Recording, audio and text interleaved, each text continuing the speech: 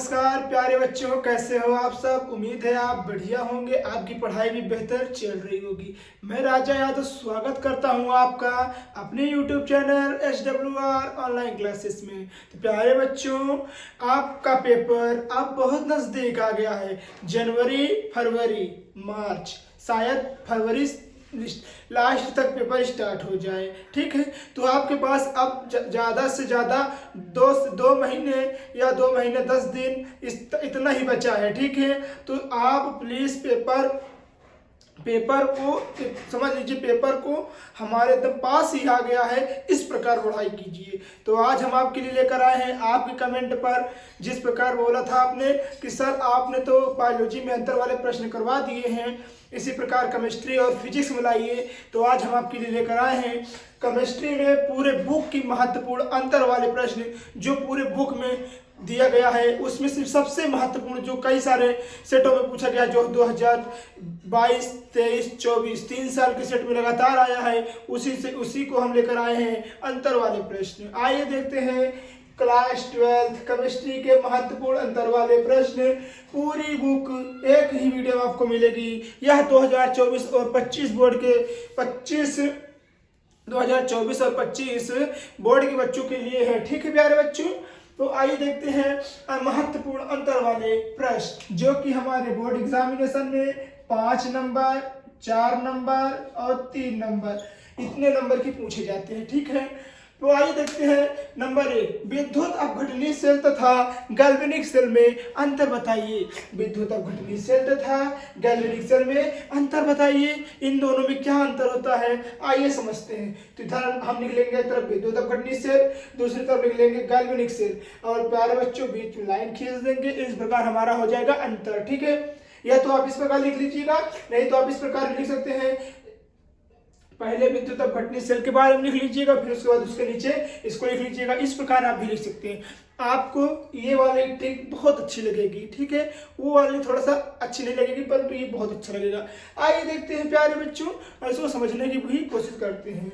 कह रहा है इसमें बाह्य स्रोत की, नंबर 1, इसमें बाह्य स्रोत की आवश्यकता होती है। तो जो हमारे पास विद्युत अपघटनीय सेल होता है उसमें बाह्य स्रोत की आवश्यकता होती है, यानी कह सकते हैं बाहर जो तार लगा रहता है, या कह सकते हैं गैल्वेनोमीटर होता है, ये सब की जरूरत होती है, स्विच होता है, ये सब की जरूरत होती है। परंतु गैल्वेनिक सेल जो होता है इसमें बाह्य स्रोत की आवश्यकता नहीं होती है। ना तो गैल्वेनिक मीटर की आवश्यकता होती है, ना बाह्य स्रोत तार की आवश्यकता होती है। तो प्यारे बच्चों, इसमें बाह्य स्रोत की आवश्यकता पड़ती है, परंतु गैल्वेनिक सेल में बाह्य स्रोत की आवश्यकता नहीं पड़ती है। नंबर 2 क्या कह रहा है, यह विद्युत ऊर्जा को रासायनिक ऊर्जा में परिवर्तित करता है। कौन? तो जो विद्युत ऊर्जा होता है वो विद्युत ऊर्जा को रासायनिक ऊर्जा में परिवर्तन करेगा।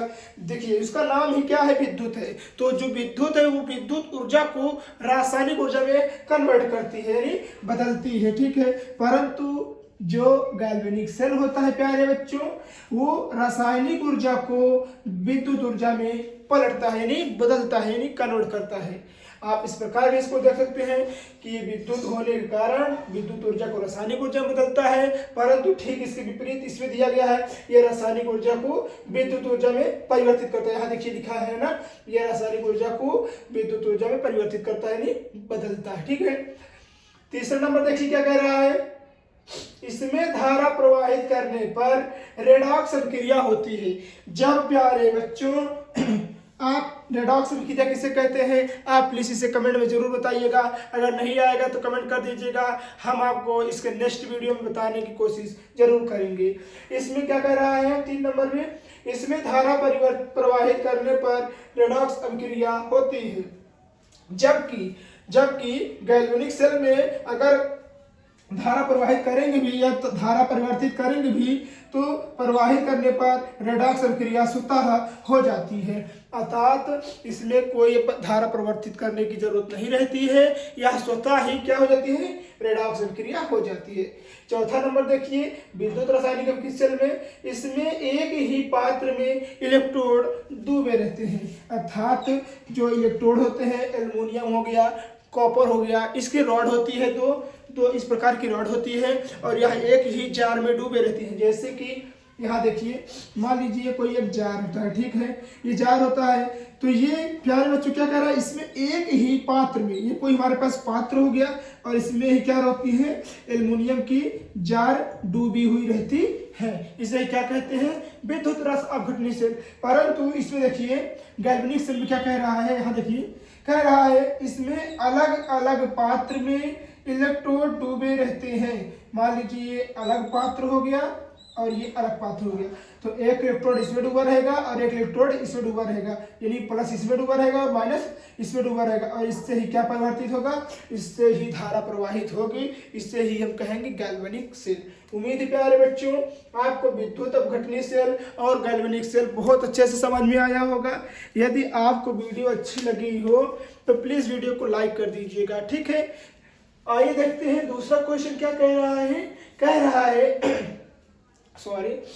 रहा है अभिक्रिया की कोटि एवं अभिक्रिया की आणविकता। ये जो क्वेश्चन है ये इंपॉर्टेंट ही नहीं, मोस्ट इंपॉर्टेंट है प्यारे बच्चों, क्योंकि यह कई साल के सेटों में लगातार पूछा गया था। आपकी 2023 और 24 2 साल लगातार सेट में यह पूछा गया है। अब पता है प्यारे बच्चों आपको, ये लगभग तीन बार मतलब 2024 में 3 सेटों में लगातार पूछा गया, 3 सेटों में 2024 में पूछा गया है। आइए देखते हैं अभिक्रिया की कोटि और आणविकता में अंतर। इधर लिख लीजिएगा आप अभिक्रिया की कोटि, इधर लिख लीजिएगा अभिक्रिया की आणविकता। तो नंबर 1 क्या कह रहा है, यह एक प्रायोगिक मान है। जो अभिक्रिया की कोटि होता है उसको हम एक प्रयोग के आधार मतलब कह सकते हैं, इसको हम एक प्रयोग करते हैं, उसके आधार पर इसको हम प्राप्त करते हैं, परंतु यह एक सैद्धांतिक मान होता है, यह प्रायोगिक मान न होकर यह एक कैसा मान होता है, कौन, अभिक्रिया की आणविकता एक सैद्धांतिक मान होता है। नंबर दूसरा क्या कह रहा है, यह भिन्नात्मक संख्या हो सकती है। देखिए अभिक्रिया की कोटि एक जीरो अभिक्रिया, यानी कह सकते हैं कि शून्य कोटि की अभिक्रिया होती है, ए प्रथम कोटि, सेकंड कोटि मतलब थर्ड कोटि यानी तृतीय कोटि की अभिक्रिया होती है। इसमें देखिए इसमें क्या कह रहा है, भिन्नात्मक संख्या होती है। ये देखिए इसकी संख्या किस प्रकार है, भिन्न भिन्न प्रकार की होती है ना, परंतु जो अभिक्रिया की आणविकता होती है प्यारे बच्चों वो सदैव एक पूर्ण संख्या ही होती है। अर्थात जो अभिक्रिया की कोटि होती है, अभिक्रिया की कोटि कई प्रकार की होती है, जैसे शून्य कोटि की अभिक्रिया, प्रथम कोटि की अभिक्रिया, द्वितीय कोटि की अभिक्रिया, तृतीय कोटि की अभिक्रिया, परंतु जो आणविकता होता है वो प्रथम से कह सकते हैं शून्य, प्रथम, सेकंड, थर्ड नहीं होता है, वो सिर्फ आणविकता ही रहता है। अर्थात ये पूर्ण रूप से संख्या एक ही संख्या होती है, ठीक है। तीसरा नंबर देखिए क्या कह रहा है, यह शून्य हो सकती है। देखिए यहाँ देखिए क्या लग रहा है, यहाँ देखिए वो शून्य है ना, तो यह शून्य हो सकती है, परंतु यह कभी शून्य नहीं हो सकती है। कौन, अभिक्रिया की कोटि। हमने क्या कहा, अभिक्रिया की कोटि की संख्या निम्नलिखित हो सकती है, परंतु जो ये अभिक्रिया की आणविकता है इसकी संख्या सिर्फ एक ही रहेगी, ठीक है। कौन, सिर्फ उसी पूर्ण संख्या ही रहेगी। अभिक्रिया की कोटि शून्य हो सकती है परंतु अभिक्रिया की आणविकता शून्य नहीं हो सकती है।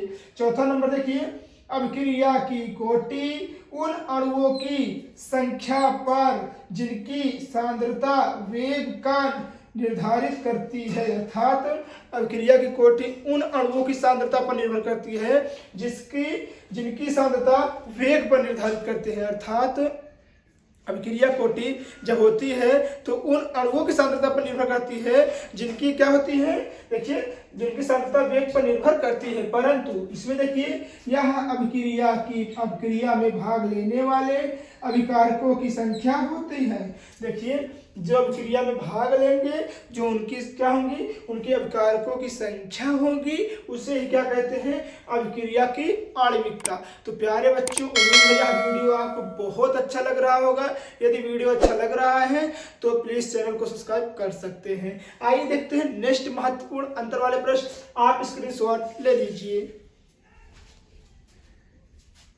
बच्चों आइए देखते हैं तीसरा पॉइंट। अभी तक हमने 2 पॉइंट देख चुका है। तीसरा पॉइंट क्या कह रहा है, एल्डिहाइड एवं कीटोन में अंतर बताइए। तो आइए देखते हैं एल्डिहाइड और कीटोन में अंतर। और प्यारे बच्चों बस आप इतना के अंतर वाले प्रश्न कर लीजिएगा और इससे बाहर आपका कोई भी पेपर में कोई भी क्वेश्चन नहीं आएगा। आइए देखते हैं नंबर 1, एल्डिहाइड और कीटोन में अंतर। तो एल्डिहाइड में क्या कह रहा है यह समान कार्बन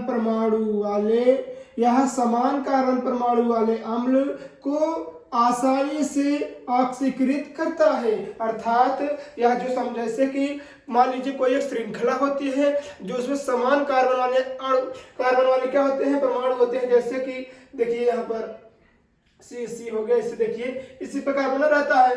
यहाँ जैसे Br हो गया, ठीक है, यहाँ Br हो गया, तो ये समान कार्बन वाले अणु हो गए ना। तो ये समान वाले देखिए क्या कर रहा है, समान कार्बन परमाणु वाले अम्ल को आसानी से ऑक्सीकृत करता है। तो ये समान हो गए, एक समान हो गए, क्योंकि Br एक समान हो गया, तो इसको आसानी से क्या कर लेगा, ऑक्सीकृत कर लेगा। ठीक वहीं पर कीटोन क्या करता है, तो यह कम कार्बन वाले परमाणुओं वाले अम्ल को आसानी से ऑक्सीकृत करता है। इसमें आसानी से ऑक्सीकृत नहीं करता है, शायद यहाँ लिख लीजिएगा, नहीं, आसानी से ऑक्सीकृत नहीं करता है। ठीक है। और प्यारे बच्चों देखिए दूसरा नंबर क्या कह रहा है, फेलिंग विलयन से क्रिया करके क्यूप्रस ऑक्साइड का लाल अवक्षेप देता है। तो जो एल्डिहाइड होता है वह फेलिंग विलयन से क्रिया करके क्यूप्रस ऑक्साइड का लाल अवक्षेप देता है। यह कौन सी अभिक्रिया है, प्लीज कमेंट में जरूर बताइएगा। ठीक है, ये नाम वाली अभिक्रिया बनेगी, आप इसे कमेंट में जरूर बताइएगा। परंतु जो कीटोन होता है उसमें कोई परिवर्तन नहीं होता है। इसमें फेलिंग विलयन से क्रिया करके क्यूप्रस ऑक्साइड यानी लाल अवक्षेप देता है, परंतु इसमें जो कीटोन होता है वो फेलिंग विलयन से जब क्रिया करता है तो कोई भी परिवर्तन नहीं होता है, वैसे के वैसे बना रहता है। तीसरा नंबर क्या कह रहा है, टालन अभिकर्मक से क्रिया करके रजत दर्पण बनाता है। तो प्यारे बच्चों जो ये वाली कौन सी क्रिया है, इसका भी नाम आप कमेंट में जरूर बता दीजिएगा। इसका नाम चलिए हम बता दे रहे हैं, ये हुंसडी-कर रिएक्शन होगा। ठीक है, हुंसडी-कर रिएक्शन में यही टालन से एल्डिहाइड को टालन से अभिकर्मक से क्रिया कराते हैं तो रजत दर्पण बनता है। ये होता है हुंसडी-कर रिएक्शन। ठीक है, तो यह हुंसडी-कर रिएक्शन बनेगा, परंतु जब यह कीटोन में एल्डिहाइड से क्रिया कराएंगे तो इसमें कोई परिवर्तन नहीं होगा। ठीक है प्यारे बच्चों, चौथा नंबर क्वेश्चन देखिए, कह रहा है सिर्फ अभिकर्मक को अपचयित करता है। तो जो एल्डिहाइड होता है वो किसको अपचयित करता है, सिर्फ अभिकर्मक को ही अपचयित करता है, परंतु जो कीटोन होता है उसमें कोई परिवर्तन नहीं होता है। ठीक है, पांचवा पॉइंट क्या कह रहा है, शीघ्रता से बहुलीकृत करता है। तो जो एल्डिहाइड होता है वो किससे, तो शीघ्रता से जो एल्डिहाइड होता है वो शीघ्रता से क्या करता है, बहुलीकृत करता है, परंतु जो कीटोन होता है वो बहुलीकृत नहीं होता है, अर्थात वो बहुलीकृत नहीं होता है, नहीं करता है। तो ये हुआ एल्डिहाइड और कीटोन में 5 महत्वपूर्ण अंतर वाले प्रश्न। अगर आप इतना लिख देते हैं तो ये आपके बोर्ड एग्जामिनेशन में 5 नंबर वाले प्रश्न में आते हैं, जो कि आपको पूरा 5 नंबर कंप्लीट हो जाएगा। देखिए चौथा नंबर क्वेश्चन क्या कह रहा है, रेशेदार प्रोटीन और गोलाकार प्रोटीन में अंतर स्पष्ट कीजिए। तो रेशेदार प्रोटीन और गोलाकार प्रोटीन में अंतर स्पष्ट करना है। आइए देखते हैं एक एक करके। रेशेदार प्रोटीन क्या कह रहा है, यह प्रोटीन धागे की संरचना जैसी होती है, क्योंकि जब इसमें रेस, जैसे कि आपको पता है इसका नाम ही है रेशा, जब रेशेनुमा संरचना निकली रहेगी तो रेस धागा किससे बनता है, रेस से ही तो बनता है ना, रेशों से ही बनता है। तो यह प्रोटीन कैसे रहेगी, तो यह धागे नुमा संरचना जैसी बनी होती है। परंतु जो गोलाकार प्रोटीन होता है तो यह प्रोटीन गोलाकार संरचना जैसी होती है। आप इसको इस प्रकार याद कर सकते हैं, रेशे से होता है धागा तो यह धागे जैसी संरचना होती है, गोलाकार प्रोटीन से क्या होता है गोला, तो यह गोलाकार संरचना जैसी बनाती है। ठीक है, फिर दूसरा नंबर क्या कह रहा है, यह जल में अविलेय होती है। अर्थात जो धागा होता है, जो रेशेदार प्रोटीन होता है, वो जल में विलय नहीं होती, अर्थात यह पूर्ण रूप से जल में घुलती नहीं है। अगर आप धागे को पूर्ण रूप से खोल दें, अगर पानी में विलय करना चाहे तब भी वो विलय नहीं होगी, परंतु जो गोलाकार प्रोटीन होता है यह जल में विलय हो जाती है। अर्थात जो गोलाकार प्रोटीन होता है अगर उसे पानी में पूर्ण रूप से अगर घोल दिया जाए तो वो पानी में घुल जाएगा। ठीक है। तीसरा नंबर क्या कह रहा है रेशेदार प्रोटीन में, यह पीएच मान और तापमान के प्रति सक्रिय होते हैं। कौन? तो जो रेशेदार प्रोटीन होता है वो पीएच मान और किसके प्रति? तो पीएच मान और तापमान के प्रति सक्रिय होता है प्यारे बच्चों। परंतु यह जो रेशे गोलाकार प्रोटीन होता है तो यह पीएच मान और तापमान के प्रति निष्क्रिय होता है। जिस प्रकार पीएच मान और तापमान के प्रति रेशेदार प्रोटीन सक्रिय होता है, परंतु ठीक उसके विपरीत गोलाकार प्रोटीन में आप क्या करेंगे? उसे निष्क्रिय कर देंगे, मतलब कि या पीएच मान और तापमान के प्रति निष्क्रिय होता है। चौथा नंबर क्या कह रहा है? पॉलीपेप्टाइड श्रृंखलाएं एक दूसरे के समांतर होती है। तो जो पॉलीपेप्टाइड श्रृंखला होती है उसे पॉलीपेप्टाइड श्रृंखला किसे कहते हैं? आप इसका सूत्र जरूर कमेंट में कर दीजिएगा। ठीक है प्यारे बच्चों। तो पॉलीपेप्टाइड श्रृंखला जो होती है वो रेशेदार प्रोटीन में क्या होती है? समांतर होती है, परंतु ठीक इसके विपरीत जो गोलाकार संरचना प्रोटीन होता है उसमें पॉलीपेप्टाइड श्रृंखलाएं कुंडलित अवस्था में होती है, अर्थात कह सकते हैं ऐसे ऐसे होती है। ठीक है, क्योंकि यह गोला ही है तो यह आपस में उलझी हुई रहती है, यानी कुंडलित संरचना बनाई रहती है। तो ये हुई हमारी 4 महत्वपूर्ण अंतर वाले प्रश्न। अब आइए देखते हैं नेक्स्ट क्वेश्चन क्या है, जो कि हमारे बोर्ड एग्जामिनेशन की दृष्टि से बहुत ही महत्वपूर्ण है। आप इसको स्क्रीनशॉट ले लीजिए तो आगे की ओर बढ़ा जाए।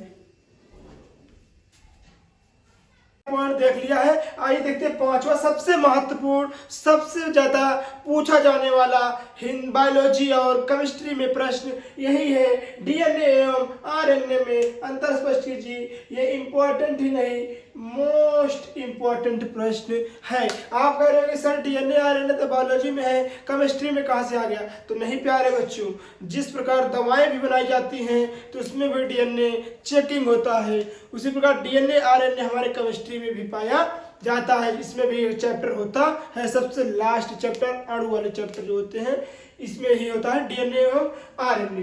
तो आइए देखते हैं डीएनए एवं आरएनए में अंतर स्पष्ट कीजिए। तो प्यारे बच्चों, आप डीएनए एवं आरएनए का फुल फॉर्म कमेंट में जरूर बताइएगा, अगर आपको आएगा तो। अगर आप बता देंगे समझ लीजिएगा आपको ये लॉन्ग टाइम तक याद रहेगा, क्योंकि जब आप यह प्रश्न अपने से करेंगे तो आपको लास्ट टाइम तक याद रहेगा। ठीक है, आइए देखते हैं डीएनए एवं आरएनए में अंतर। तो डीएनए क्या होता है आइए देखते हैं। तो नंबर 1 पॉइंट क्या कह रहा है? यह मुख्य रूप से केंद्रक में पाया जाता है। कौन? तो जो डीएनए होता है, डीएनए मुख्य रूप से केंद्रक में पाया जाता है, परंतु आरएनए कहाँ पाया जाता है? तो आरएनए मुख्य रूप से कोशिका द्रव्य में पाया जाता है। तो जो कोशिका द्रव्य होती है किसमें? जो डीएनए स्ट्रक्चर बना रहता है ना, कुछ इसी प्रकार देखिए प्यारे बच्चों, कुछ इस प्रकार डीएनए की स्ट्रक्चर बना रहता है। तो ये कहाँ पाया जाता है? तो ये कोशिका द्रव्य में पाया जाता है, परंतु ये कहाँ पाया जाता है? तो ये केंद्रक में पाया जाता है। इसमें देखिए, इसमें तो पॉलीन्यूक्लियोटाइड श्रृंखलाएं होती हैं। देखिए, एक होता है 3' यहाँ देखिए, और ये होता है 5'। ठीक है, ये होता है 3' और 5'। ठीक है प्यारे बच्चों, तो इधर देखिए, तो इसमें क्या कर रहा है? ये है तो यह 2 पॉलीन्यूक्लियोटाइड श्रृंखला से बनी होती है। देखिए, एक ये न्यूक्लियोसाइड, एक ये वाली है, तो इसको क्या कहते हैं? 2 पॉलीन्यूक्लियोटाइड श्रृंखला से बनी होती है, परंतु इसकी संरचना एकल सूत्री होती है। अर्थात जब इसे बीच पर से काटते हैं तब हमारे पास सिर्फ ऐसी संरचना बनती है जिसे हम क्या बोलते हैं? आरएनए। इसे क्या बोलते हैं? आरएनए। ठीक है प्यारे बच्चों, तो ये कैसी होती है? तो ये एकल सूत्री होती है। ठीक है, देखिए ये कैसे होती है? एकल सूत्री होती है। तो तीसरा नंबर देखिए, डीएनए में कह रहा है इसमें डीऑक्सीराइबोज शर्करा होती है। इसमें कौन सी राइबोस शर्करा होती है? तो इसमें डीऑक्सीराइबोस शर्करा होती है, परंतु इसमें राइबोस शर्करा होती है। ठीक है, DNA से डीऑक्सीराइबोस, RNA से राइबोस। आप इस प्रकार भी इसे याद कर सकते हैं जिस प्रकार हमने याद किया था। ठीक है, डी से इसमें देखिए DNA में डी है तो इसलिए डीऑक्सीराइबोस शर्करा, RNA में R है इसलिए राइबोस शर्करा पाई जाती है। ठीक है, इसमें क्या होता है? इसमें थायमीन पाया जाता है, जबकि RNA में यूरेसिल पाया जाता है। देखिए adenine, guanine, cytosine, thymine, adenine, guanine, cytosine, uracil. तो इसमें लास्ट वाला वर्ड देखिए यही चेंज है, बस इतना ही महज फर्क ही DNA और RNA में परिवर्तन कर देता है। तो प्यारे बच्चों, DNA में क्या पाया जाता है? थायमीन पाया जाता है जिसको हम T से प्रदर्शित करते हैं, और RNA में यूरेसिल पाया जाता है जिसको हम U से डिनोट करते हैं। ठीक है, पांचवा पॉइंट क्या कह रहा है? यह समस्त जीवधारियों में आनुवंशिक पदार्थ होता है। अर्थात कह सकते हैं जो DNA होता है वो आनुवंशिक पदार्थ को एक पीढ़ी से दूसरी पीढ़ी में, दूसरी पीढ़ी से तीसरी पीढ़ी में, इसी प्रकार यह चलता रहता है। इसे ही कहते हैं DNA आनुवंशिक पदार्थ। परंतु यह RNA क्या होता है? तो यह कुछ विषाणुओं में ही आनुवंशिक पदार्थ पाया जाता है।